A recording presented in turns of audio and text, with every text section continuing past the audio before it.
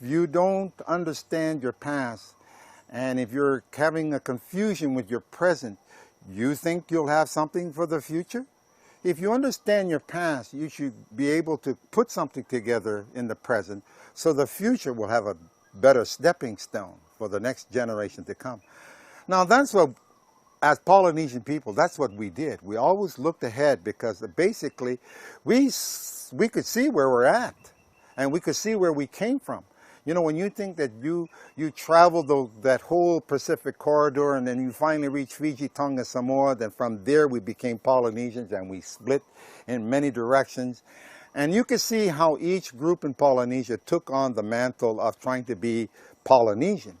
You can tell by their warfares. You can tell by the way they eat and excrete. I mean, if this is something you need to understand about a culture, that's what you can do at the very beginning. Because this is all incidental. Carving is just incidental to people. To me, I hear the same thing day in and day out. Wow, that's a lot of work.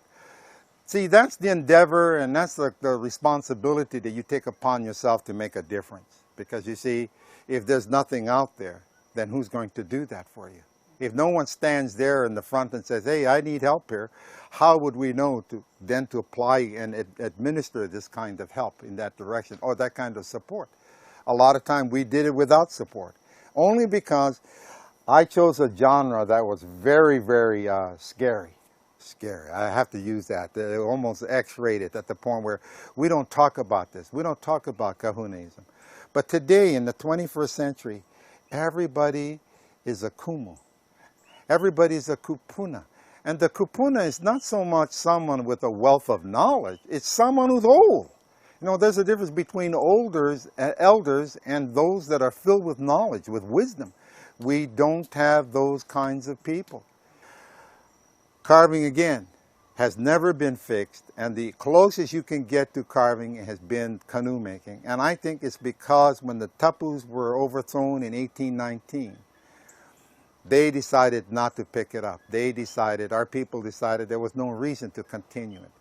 And that's the fault of the politics. That's the fault of one woman changing the dynamics of one's culture. I mean, if you look at carving around the world, China continues to carve.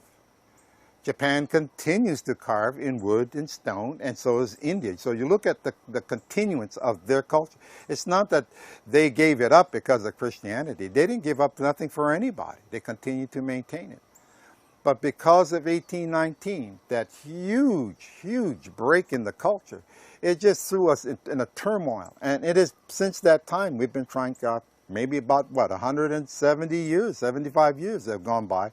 And I don't think this is going to be something that we're all going to go after. But yet they'll utilize me to demonstrate, they'll utilize me to come and teach their kids. I had a teacher called me up and says, you know, Uncle, your name came to mind because you're a carver.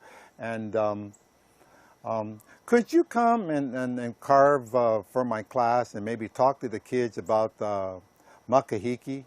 And I said, the makahiki isn't until 3 or 4 months away. Why would I want to talk about the makahiki? Why don't I come and talk to you about the kauvela? What's the kauvela? You're a teacher, you're teaching Hawaiian language, you're teaching Hawaiian studies, and you don't know what the kauvela is? I said the kauvela is the hot season. 2 seasons, hot season, wet season. Lono comes in the wet season. Oh, well, you know, maybe you could just come and talk to our kids. And I said, you don't see a ukulele strapped on my back or a hula skirt tied around my waist. I don't do that. I don't entertain you. You either want knowledge or you don't want knowledge. I do not entertain. And that's what I do with a lot of people. I don't come into your school to entertain you.